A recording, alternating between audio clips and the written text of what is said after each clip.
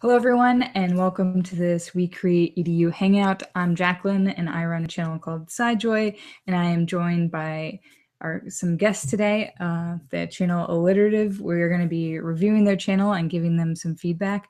I will be monitoring the chat, so if you have any questions or feedback for them, you can post it in there, and I will make sure that we read it aloud.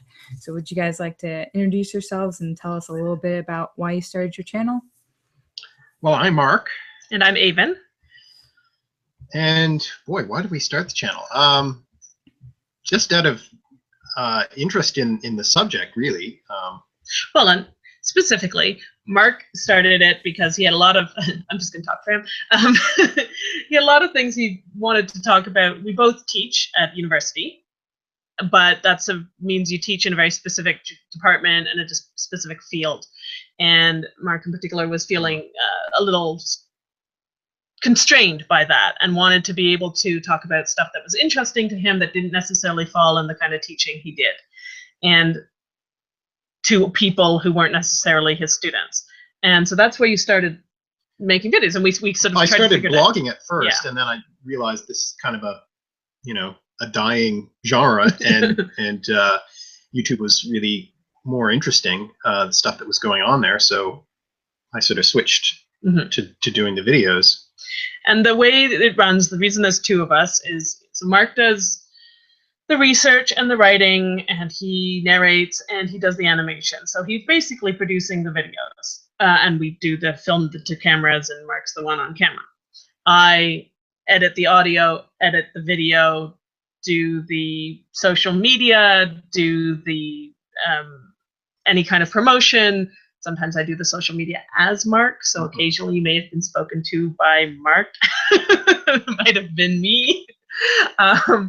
So that's sort of my role, and I do I edit the script. We're married, in case that's not obvious, and so that's the sort of connection.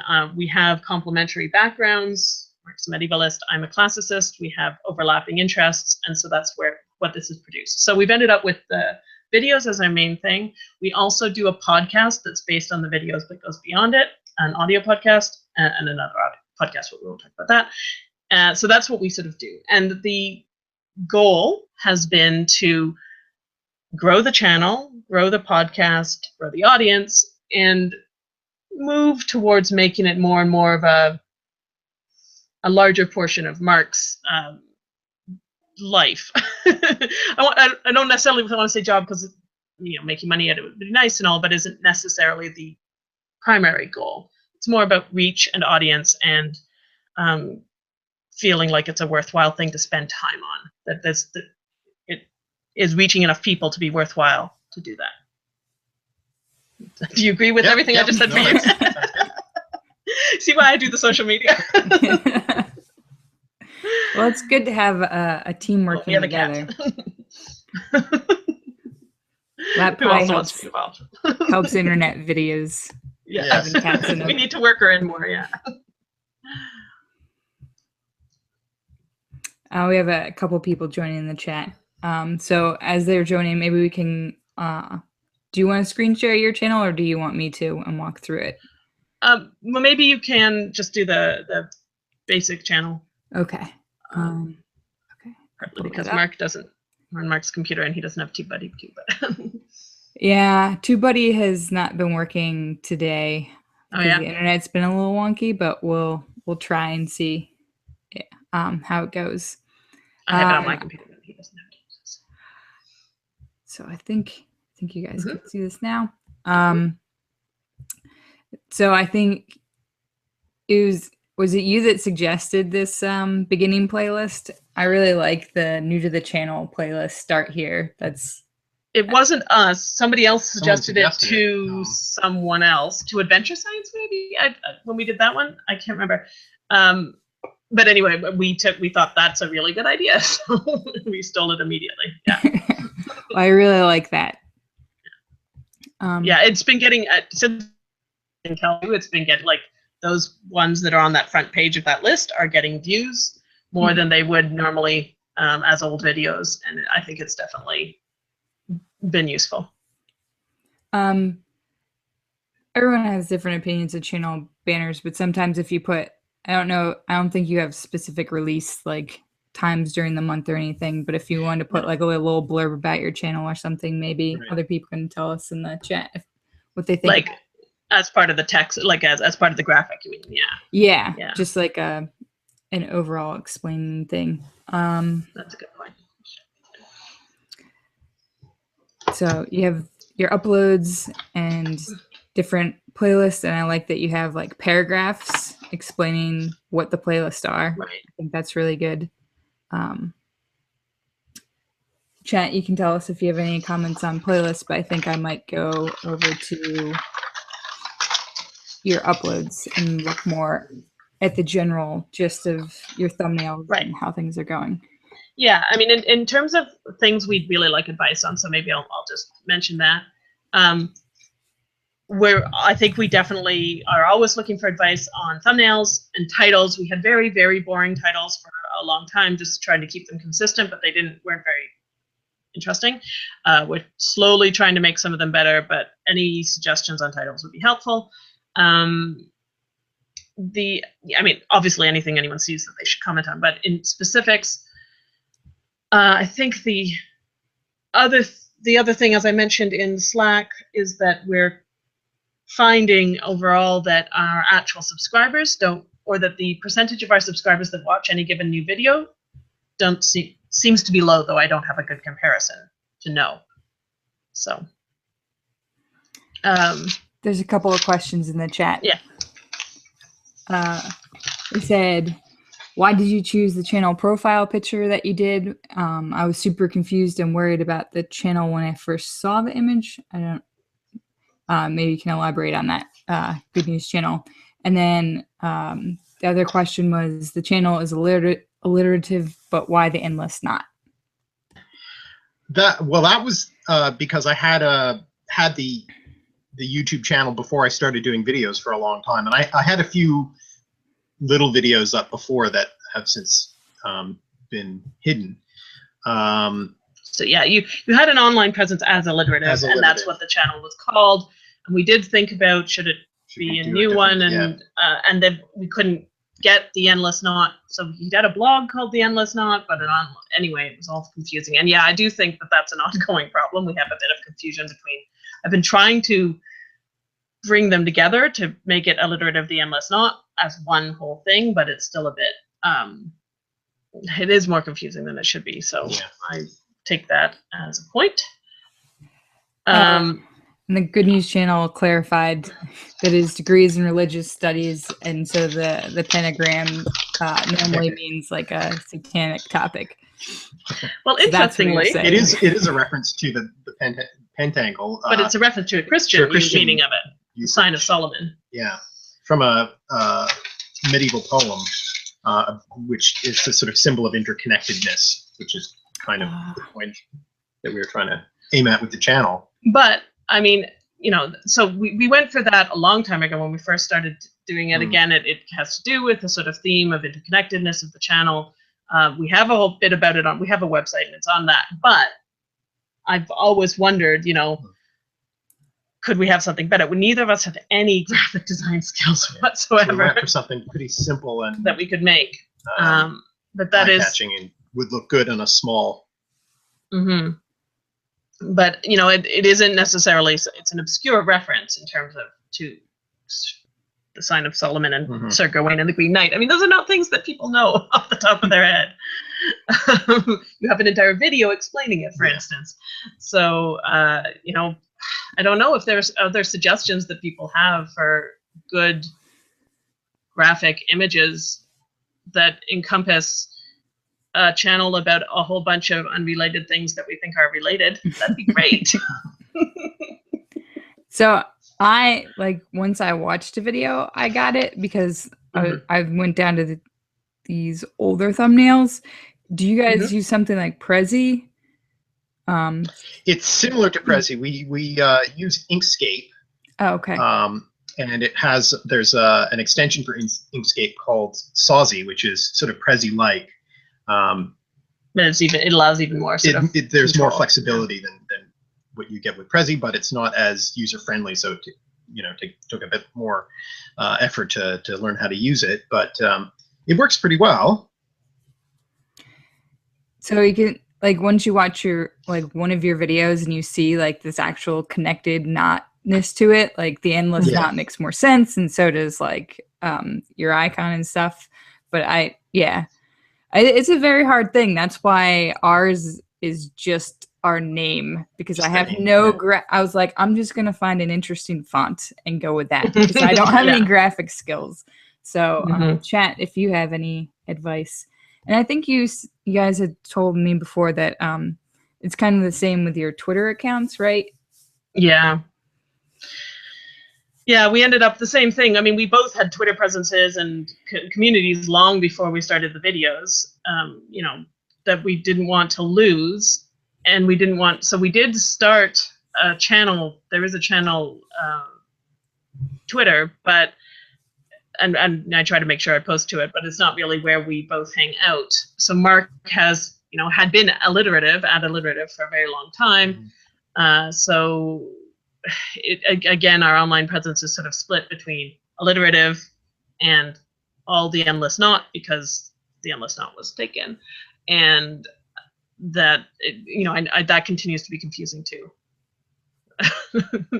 I don't really know what to do about it. I don't know whether, like, I don't know if it doesn't seem to me to make sense to Change everything, switch your channel, like your Twitter name, to, because we could switch the Twitter handles, but then there's an awful lot of people in his community that aren't to do with the videos at all. Yeah. So, I don't really know what to do. Any suggestions would be appreciated. It's part of the kind of coming at it slowly, rather than now this is what we're gonna do. Yeah. So do you have a unique URL for your YouTube? Like ours is /SciJoy. It's /alliterative. Okay. Hence the alliterative. Okay. Again, that's the thing, we didn't, and we couldn't get the endless knot or even really variants on it that were sensible. We looked at that, at doing that, but we couldn't. There's some suggestions in the chat. The Good News Channel said he has some graphic design knowledge, but not too much. But he'd be happy to help, maybe do a mock-up or something. And Neurotransmission says you could use the same things, but maybe play around with brighter colors and more contrast between text and background. Okay. Yeah, it's definitely a hard thing. This is, I had a different YouTube channel before this that I don't know if I've ever talked about, but I called it Following Dreams, but dreams was spelt with 2 E's because I came from the government background of using acronyms and things.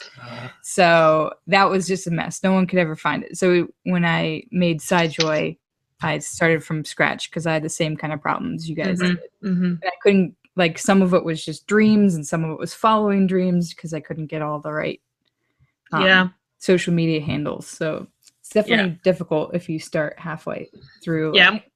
And we didn't want to lose, the people that are our friends online were our core audience at the beginning. They were people who were interested in what we were doing and were willing to support it. So we didn't want to lose that.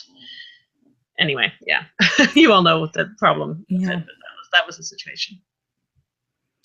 We can go over to your uploads page.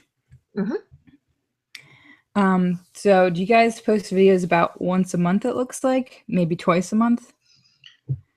About once a month, I guess, yeah.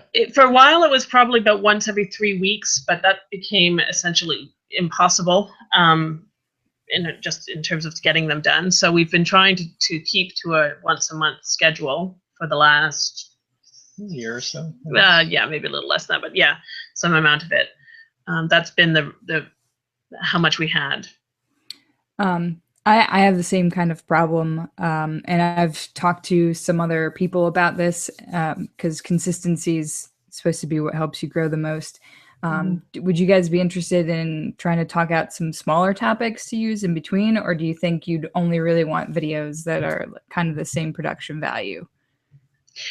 Well, that's actually a big question we wanted to talk about, because 12 Tone had suggested, he'd left a comment about it, And he'd said that he suspected that one of the problems with our subscribers not being notified might be that because we were only putting out once a month, that their engagement levels were down, and that putting something out more often would be helpful. Now, and we totally, like, I think he's probably right. I think that's probably a big part of the problem. So here's our one thought we have. If you look at the upload videos, you can see the ones that are called quick, the ones that have Mark in the thumbnail. Mm-hmm. We made those as quick and quirky words, is what we called them. It's not a great title, but whatever. And they're short. They're often 2, 3, 4 minutes. They're just Mark talking about one interesting, weird, usually old word, or a couple of them, giving a definition, one interesting fact about it. That's it. We made a bunch of those, actually mostly to when we were still trying to do our once every 3 weeks and we couldn't always manage it. We wanted to have some fillers like ready to go to throw in if we couldn't make a video for at a certain time. We could make a bunch of those. I don't know how soon we could do it, but maybe by the fall we'd be able to make a bunch of those and put them in every, like at the 2 weeks in between the 1 month. So that would be, I think if we were going to do an extra video, that would probably be what we would do. And I really don't think we could manage more than that one more, like 2 a month. I think probably would, even with having those short ones, you know, it does take a lot of time. So I think that would be what we could do, and we're certainly leaning towards doing that. And the question we'd have would be, we do have a number of people who have commented, I love your videos. I hope you don't get pulled into doing too many short videos because I know that's what happens. I really hope you stick to these high quality videos no matter how rarely they come out. Like we've had comments about that, even though we haven't been doing anything. Like, I don't know why they thought we would. It wasn't when we put up one of the short ones or whatever. So I just don't want to annoy our subscribers with videos that are not what they subscribed for. And I also wondered if it would be better or worse if we put stuff up and our subscribers are notified of it but don't click on it because they can tell, oh, that's not one of the ones I'm interested in. Like, would that be worse for our algorithmic success, or is it better to do that because some people will? That is a large question. Yeah, I know. So I don't. I think you'd have to look at the analytics during the testing of it, because if you, because from the things I've heard and watched, it's all about how many people, it serves it to X number of your subscribers on their homepage. It gives it to everyone in their sub box, but it gives it to X numbers of people on their homepage. And according to how many of those people click it, it gets sent to more and more and more. And maybe then it's sent to other people that you're not even your subscribers. Right. So I think it would have to be something you would test. Are these related to other videos, or are these just like purely like quick quirky things on the side? Yeah, they're kind of on the side. I mean, the style is very different. They're not animated. It's only to camera. And so we were thinking if we do them, we could probably put in a little, a couple of images and a couple of words on the screen to illustrate the terms he's saying or whatever, but it still wouldn't be animated and it wouldn't be that long form, lots of digressions, that kind of stuff. They're very, like, they're more to the point, 200 word scripts sort of things is what we've been doing with them. Because the thing is, the animation, as soon as we do that, it ups the time it takes us on us for so much that I don't think we could do it. I mean, you guys have so many images too that I'm sure you have to go find and put down it's finding description and exactly. It's finding the ones that we're allowed to use and then making sure we credit everything and put all of that stuff in. That takes a bunch of time, and I don't, that's not something we want to give up on, obviously. Right. I think mine was more like when I reviewed the one script for you guys, and then I don't remember what question I asked, but it was kind of like a side note tangent. So Yes. I didn't know if about left and about the right Moral compass. Moral compass. That's right. Yeah. Yes, that's it. So I didn't know if there's any stuff like that when you research, maybe that you're like, I can't That's fit actually a it good idea. into this, but it's just like a little bonus. So you're already like, it's already a part of what you're doing. And then Right. people, maybe your subscribers are like, oh, I don't want these short videos, but you're like, hey, this was just like a side thing and you're learning a little bit more. And I don't know if that would be easier for you guys. Well, I always have material left over because there's always stuff that gets cut out from a script. So the material is there. Actually, thank you. That's a really good idea because, I mean, we can talk about this, but what he does right now is all of that stuff gets just written up into a blog post that accompanies the video that I'm sure most people never look at that, which is fine. But, you know, it's sort of, here's the 6 other interesting things that just didn't fit into the narrative and didn't make sense. But if you took like a paragraph of that, it wouldn't be about a word, but it could be like, that would footnote videos. Mm-hmm. I mean, does anybody else think that sounds like a good title? I think that does, but maybe I'm wrong. But yeah, if we did like footnote to Americano or footnote to, or something else, maybe not a footnote, maybe that's the academic in me, but a sidebar. Yeah. That could, because then it would be at least connected. Mm. Thank you, Jacqueline.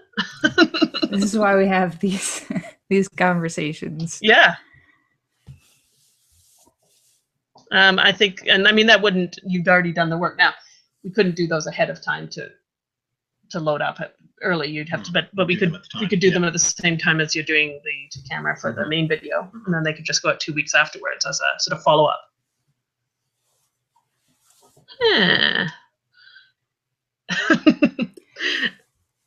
All right, I have made a note of that. So the chat, this is from a little bit ago. Neurotransmission said, personally, I'd just stick with alliterative for all branding. The old audience will stick around because they like the content. Good News Channel, I think he's sending you guys maybe images to check out at some point. I got those. I'll look at them in a second. Thank you. He said he just realized your accents, and he's also said, if CGP Grey can get away with calling things footnotes, I feel like you guys would be able to do that. And Neurotransmissions, steal from the best. Yeah. Says video extras could be cool. So okay, yeah, that's true.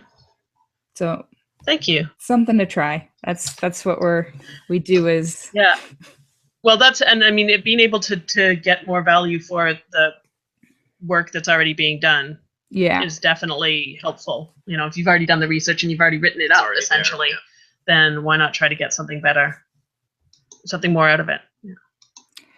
So chat, we can talk about titles and thumbnails, and what are your thoughts? I personally like your newer thumbnails. Yes. I like the old ones kind of show you like what's happening, but I don't think it's gonna. No, they don't. They don't work at the scale. Yeah. It's not gonna work for especially new people, I don't think. But I think your latest thumbnail is probably one of my favorites because it's like, could it be a drink? Could it be like a fire? Like you're like not quite sure what it is, but it looks really interesting. Right. Thanks. Well, that's, as you all know, we've been trying to workshop them with the Slack, and everybody's been really, really helpful because that is, you know, it's just all the visual stuff is just not what either of us have a strength in at all. So the more help we can get, the better. But we're definitely trying to do that more. So thank you. The Good News Channel says that your last 3 thumbnails have been spot on. Oh, thank you, Trinity. And thank you for those files. I looked at them very briefly, Trinity. I'll look at them better afterwards, but I definitely think there's somewhere we could go with that. So thank you.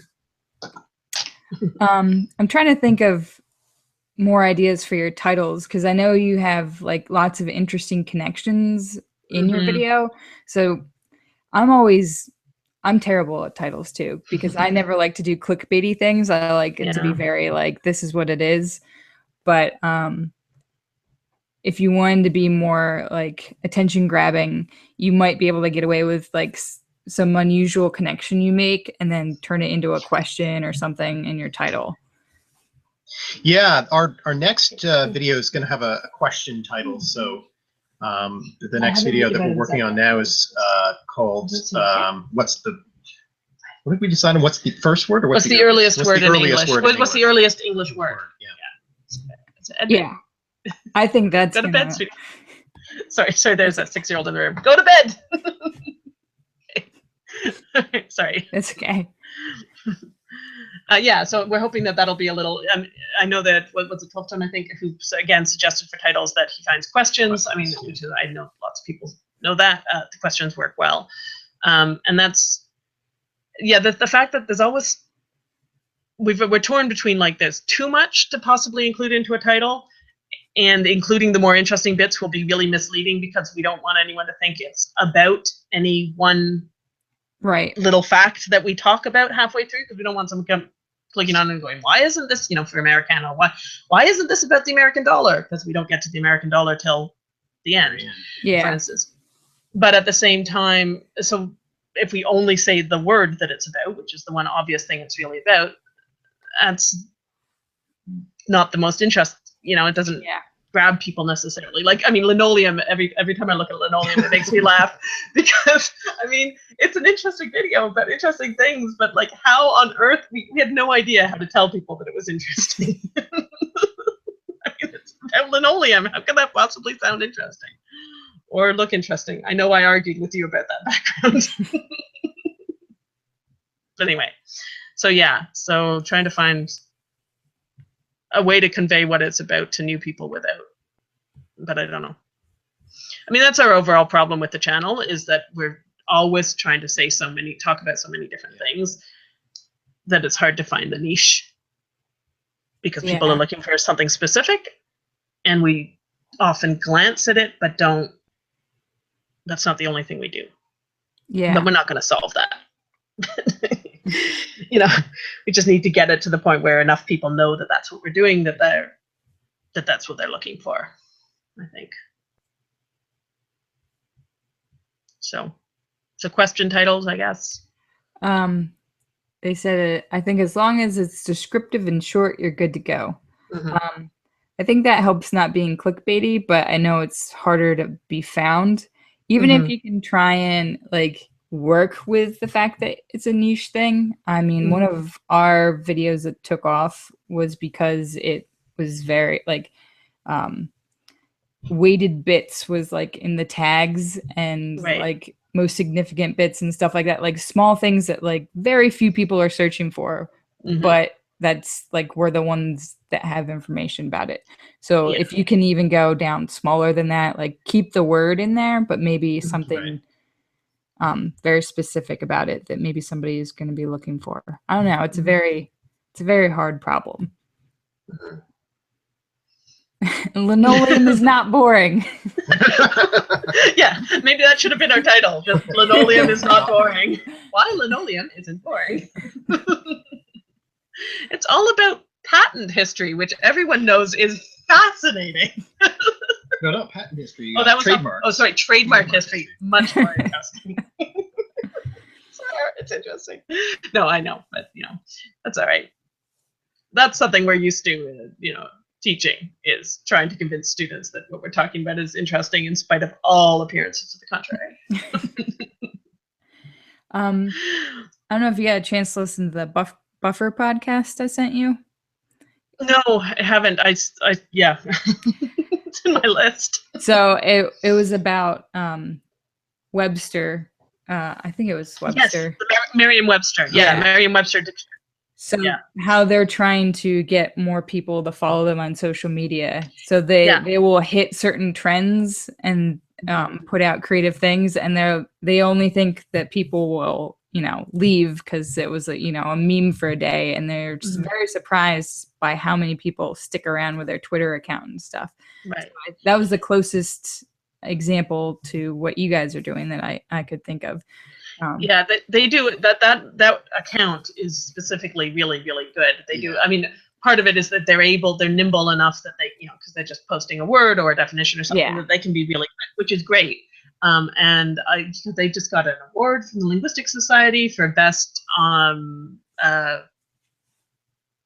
public engagement or something like that. Like that person just did. They've been in the news for a number of reasons.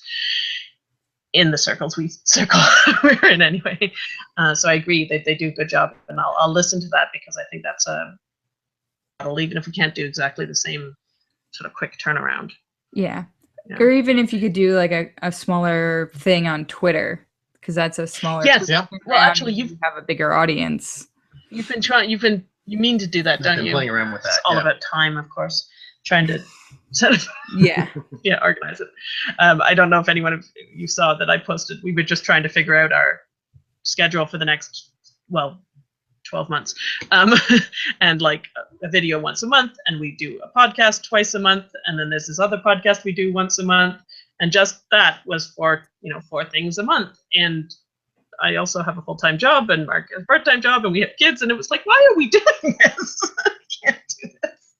Anyway, it's fun, but I can see so many things we could do that would be better if we just had a little bit more time to set them up. Yeah. And that's always frustrating, but I know everyone's in that position. And so it's the hard thing is putting your efforts towards what's going to help the most, but you never know what that is. Yeah, until you've tried it, you don't know if that's the thing that it's worth targeting all that time to. Right. So do you have any more questions about this SEO or tags or anything like that? I don't know. With the various things we've been hearing about tags, especially with Josh and stuff, I'm no longer concerning myself. I mean, I'm going to continue to do what I can, but I'm not going to concern myself as much with that as I might have. Yeah. We'll do what we can, but I don't think I need to worry about that too much. We do put up, there's a because they're scripted videos, there's a transcript for every one of them that we post always, and Josh was saying that the transcript is mine for SEO too, so that was, or for not for SEO, but for search terms. Mm-hmm. So that was good to know, because that does mean that all of the random weird things that we mention in the transcript are being caught, not just the stuff we put in the description. Do you ever think about putting some of the stuff that might be in like your show notes in the actual description instead of just a link for SEO reasons?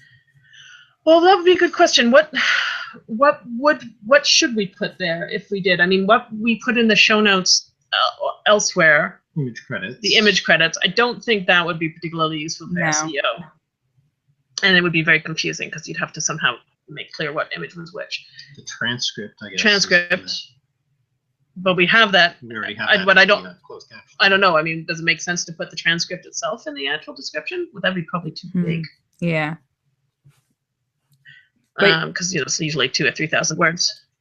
But you use the transcript to make closed captions, is what you're saying. Yeah. Right? Yes. Yeah. We do. Yeah. So it's there, and then we also have a link to it as a standalone.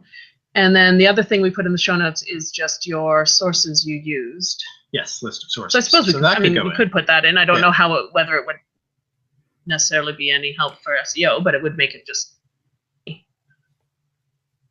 Yeah, we only had one time that I know of that it helped our SEO. One of the resources we used was Oxford something or other, and it got picked up and like related to that, and you could see it was part of the search results and stuff. But that's only one out of like our 80 videos. Right. So I don't know. We have small data points anyway, but yeah. Well, same with us.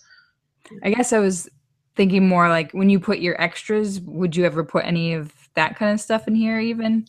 Oh, like the blog post stuff, you mean? Stuff, yeah. It's possible. I don't know. I'm you just could try putting out ideas. Yeah, no, it's worth throw them and I'll write them down and then we'll think about them afterwards. How's your email list going? Oh, it has 30 people on it. I Yeah, mean, 30 people want to get an email from me. That's great, but it's not. It's not growing particularly fast. Yeah. Does anybody watching this later or in the chat now have any ideas about how to grow an email list? All mine are friends and family because my friends and family don't come on YouTube, so the only way that they ever get notified is by email. Yeah, that was part of the reason we put one together. Certainly, zero. Most of the beginning when Yeah. it started. So this whole notification bell thing, what do other people do or think? Oops, have we lost you? No, I'm still here. No. You Okay. guys were sounding a little robot-y, but I didn't know if it was your side or my side, so I decided I was gonna drop the video for a moment. Yeah, and see if that helped anything. Yeah. So we haven't yet said anything in our call to action at the end, or certainly not at the beginning, because we don't do any call to action stuff at the beginning, about turn on the notification, click that notification bell or whatever, so that people get it. And obviously, as I said, our subscribers aren't always, even though I think they want to. What do other people do about that? I just haven't started doing it, and I don't know whether to add it in, and if so, now to ask people to do that. I haven't tried that yet, so maybe the chat will let you know. I don't think they have. It sounds like they don't have email lists. The reason I started it was CGP Grey. It's the idea of if YouTube goes away, you have nothing. Yeah. So that was part of our thought too, and there was a reason, as you say, other people who didn't have it, and I just thought we might as well.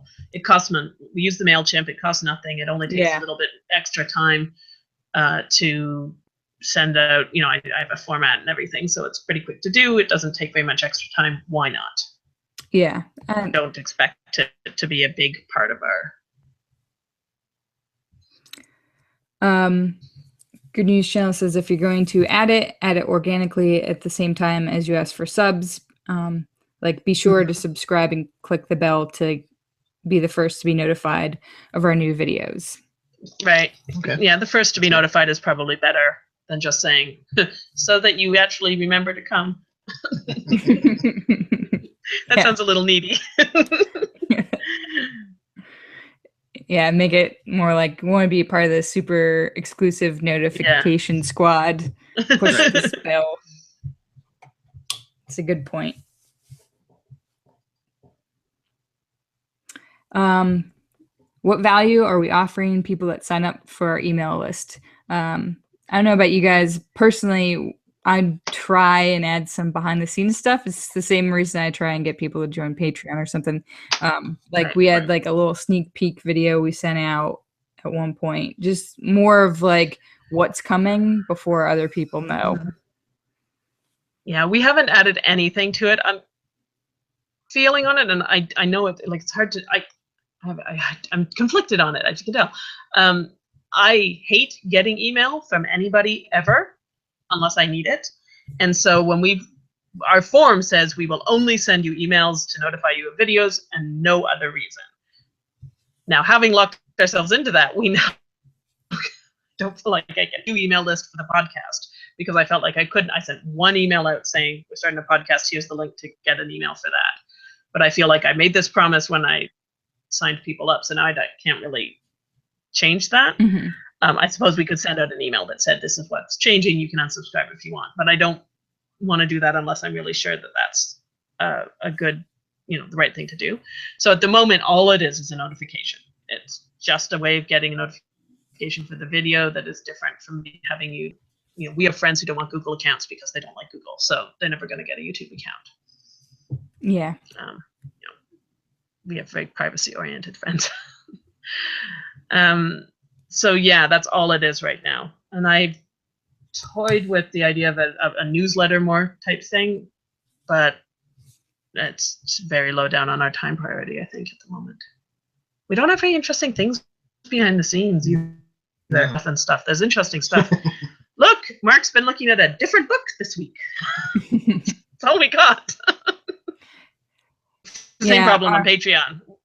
Yeah. I try to do a little bit of stuff on the Patreon, like when we film the cocktail videos, there's at least pretty pictures of Mark in a tux, but like, we don't do anything interesting. All we do is make the video. So I haven't really been able to figure that out either. So far, everybody who's in the Patreon, I think, is there, and they say this because they want to support us, which is great. And we've even had people who've signed up and been like, "No, don't send us the rewards you said. Just that's all. Please, just keep making stuff." Yeah.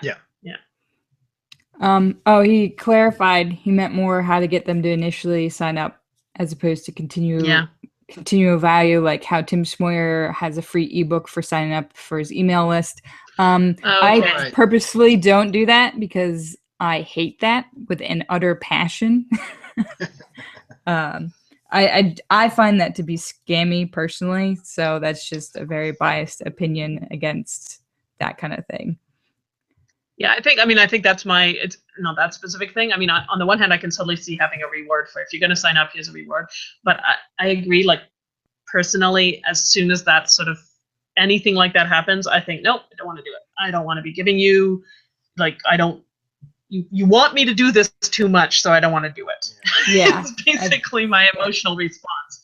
It's like auto DMs when you follow somebody on Twitter and they immediately DM you with interesting. And I think, I could have been interested in that until you DM'd me about it, and now I'm not. Yeah, so, too bad. Yeah, it's perverse. But I feel like that other people probably do too. Some of them, anyway. And because there's so many, and I think Tim's really trying to give value and stuff. I know other people are, but usually when I see that, I just think, oh, you're going to take my email address and you're just going to use it. And every time you have a product or anything else, you're just going to be like, you got that free thing, but now here's all these other things you can buy. So that's my worry. Yeah. And I'm not even really sure what we could. And again, I don't know what we'd give them. Yeah. So until or unless we have something, I mean, if we ever have. So maybe actually we could transition to talking about that as sort of how to, because I know Trinity's interested in this too, moving whatever audience we do manage to get here, or using that in some other way and visibility to move into off YouTube activities, products, whatever. And maybe down the road, if we had a big enough audience of that and other products that it made sense, we could use them for things like email and stuff. But I think right now we won't. But so one of the goals that we have, so a couple of them. One of them is definitely to write a book. Mark's been working on a couple of different possibilities for a book. He writes these scripts for every video. They're like, 3,000 word scripts per video. With other material that's already in the blog, they could become small chapters. There's a whole bunch of material already there. Now that I don't expect anyone in the Slack to have any, or in this Hangout to have any great suggestions about how to find a publisher. That's not the purpose of this. In the Slack. I mean, maybe in the Slack. Yeah, in the Slack. Actually, when I read your goals, you should get in contact with Sarah. Sarah Langworthy. Oh, okay. She published a book about over a year ago, I believe.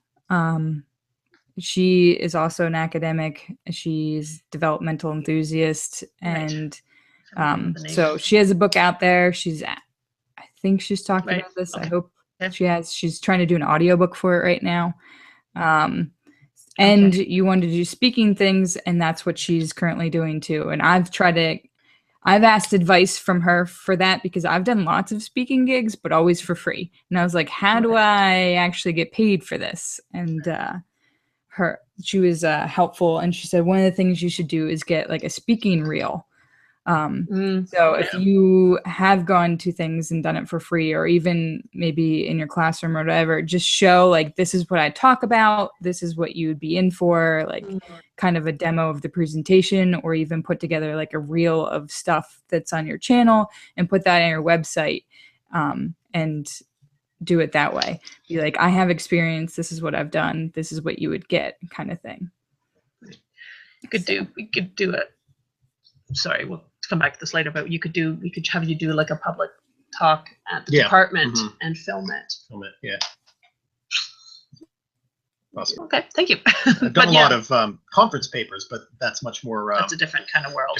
Yeah, much more not as user friendly. And material. I mean that's part of the thing is that you also would have to develop. It's not like you've done a lot of that specific kind of public speaking other than teaching. So you know it needs to develop that skill set in our copious time. Yeah. Yeah. But that's a good. That's very helpful. Thank you. Mm-hmm. The Good News Channel said that he just put a video on his channel about how to publish a book. So you guys can. I watched it. Yeah. I mean, I know the base. We do know Yeah. some of the basics. My mother's in publishing as well, so it's not like I don't know some of the basics. Though it was useful.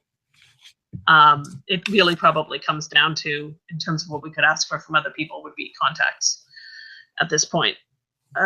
We have sent out. We have a pitch. We have a book. Forgotten. My brain is leaving me. Whatever it is that you're supposed to have to send out. Prospectus and we've done some emailing to agents and publishers and stuff, but it hasn't gone anywhere. But I'm sure there's much more we could do, crammed in the sides of other stuff. But yes, Trinity, we do know that you've got that, and you have looked. And I watched it immediately because it was obviously germane to your interest. Germane to my interest. So, yeah. Okay, but that's a good contact. Thank you. I will approach her at some point about that. This is just a random question that was on my list. I saw that you guys you don't use a standard YouTube license. No. Couple of reasons for that. One is that many of the images we use have a share alike tag on them, so we sort of have to. We would be breaking the terms of the license if we didn't make the derivative work accessible as well. So that's the first reason. And the second reason is we do want it to be an accessible educational product. I don't mind if people download it to use in classrooms or cut it up and use it for other stuff, basically. And that's sort of our principle on that point. I just thought that was pretty interesting and cool. I don't think I've seen a lot of other channels that have that. Mm-hmm. If we didn't do that and we wanted to use a standard YouTube license, and I think a lot of people who use Creative Commons images don't pay attention to this point. I might be wrong, but I've seen some that I wonder about. We would be really restricted because we would only be able to use the Creative Commons licenses that aren't share alike, and that would probably have the number, like in each of our videos, about half of them or 2/3 of them are share alike images that we use. And if we couldn't use those, we'd have to be able to draw. We'd have to be able to draw ourselves. And you may have noted that we have carefully avoided having to do that. It would just be almost very difficult. We'd be restricted to public domain and a handful of, because the most common Creative Commons licenses include the share alike. So yeah, we were sort of driven to it. I think it matches what we want to do anyway, but kind of had to.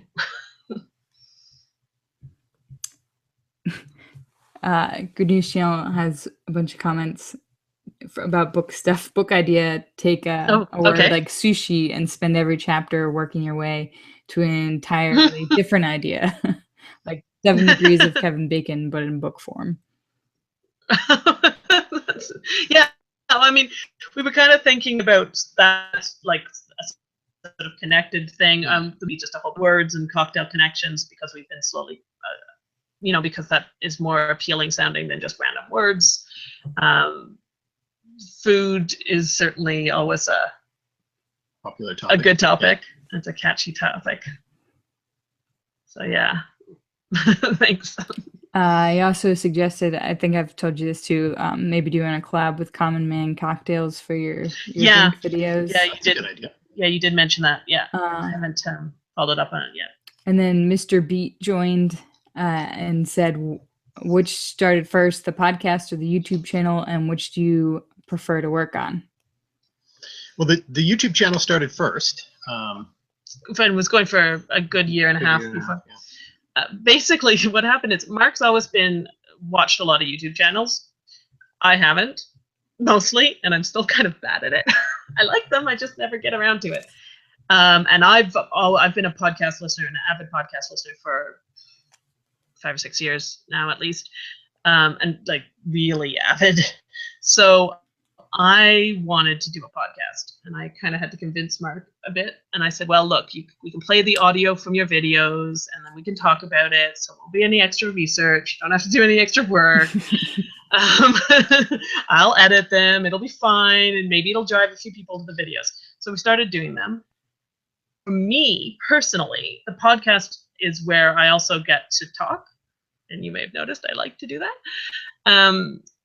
Where instead of just being behind the scenes. So for me, the podcast is probably actually, it's not my priority, but it's what I like to be involved with the most. And the community of podcasters that we've built up, we've started Humanities Podcasters, and there's this little network and a Facebook group, and I really like that. So I've enjoyed that. Now, for me, I think the real driving kind of feeling is behind the videos. So kind of complementary that way. Now, I think the podcast has also grown. It's allowed us to do these interviews. Yeah. With we've interviewed a bunch of, or have any excuse whatsoever to talk to, and a bunch of old friends that we found an excuse to talk to, even though they live in places like Finland and stuff. And so that's been fun. I think you've enjoyed that. I think you like. Let's find out. I think you like doing the podcast now. I do like doing it. He's in public now. He's committed. No, but yeah. So I think we kind of have that's one of the reasons we're doing both of them, is that podcast is probably closer to my heart, and the videos are closer to Mark's heart. And Mr. Beat says that he has a couple of podcasts as well. So maybe if you have podcast questions, you guys can chat. We should chat. All right. I will follow that up, Mr. Beat, because I also have, as I said, various communities and other stuff, and we've done a number of have another podcaster on as a guest, or do a crossover or something with people, and we love doing that. It's lots of fun. I love doing that. I mean, so I will follow you up with you. Podcasting is where I started too, and I probably listened to, I don't know, way more podcasts than I watch videos. But I thought it was because you easier. can do them at the same time as other stuff. Exactly. Yeah. But I thought it was easier sometimes to show sciencey things with videos. Yeah. So. Yeah. No, I totally agree with that. I think there's a reason there's so many science videos on YouTube and a lot more humanities podcasts. I think that I think that makes sense. There's also other types of podcasts, of course, there's everything, but it's something visual and hands-on about the science that is helped by the videos. But we're coming close to an hour, so I wanted to know if you guys had any final questions, if you had any questions about tech or anything, because that was another one of the things I think in the PDF that you guys had questions about equipment. I think people in the Slack helped you with the camera, but do you have any other things you need to work through? We have to figure out audio when we're filming to camera at some point. So now that we've got the camera, we got lots of help with that. I just went to a 3-hour camera class on yesterday to figure out what all the buttons do, because I didn't know what all the buttons do. So now I know most of the buttons. I'm way out camera'd. Like I have much more camera than I have ability to use. But anyway, so we'll be exploring that. But what we don't, all we're doing is the lav mic plugged into the camera at the moment for the audio, and it's not good. It's not a great mic. It's not great. So that would be the only that will be the next step, I think. Is trying to figure that out. What kind of lav mic? It's okay. If you told me the brand or whatever, I'm probably not gonna know. I just mostly asked because I know I had problems putting the audio directly into my camera, so I got an adapter that went to my phone, and then I would record audio to my phone, and it had, because I had this underlying hum and like just Yeah, terrible there's a noise that I yeah. couldn't get rid of. Even I watched some videos and I could reduce it. They told me to like go in and change certain settings and change the dB level on the mic and all kinds of stuff, and it reduced it, but I couldn't get it to Yeah. actually stop. So an alternative I used a while ago was I used the Yeti for a while, and then I plugged it into my phone and recorded it that way. Now, do you have problems? My fear on that one has been syncing it, because when you the second you get out of sync with, and you've got somebody talking, it's horrific. And I've had worries about that. Do you find that difficult, or is it not very hard?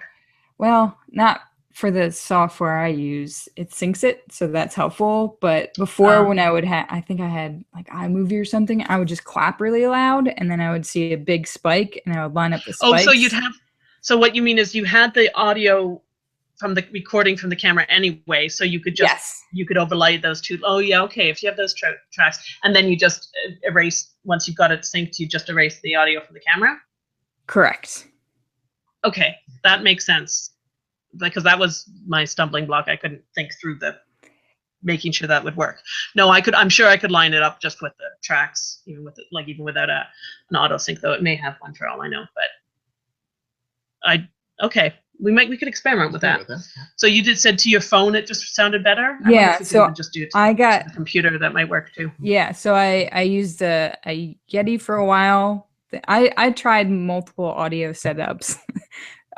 So I had a little mic that I put into my phone, and then I'd also have like the Yeti, but the Yeti was too close to my computer and it would get fan noise, and so.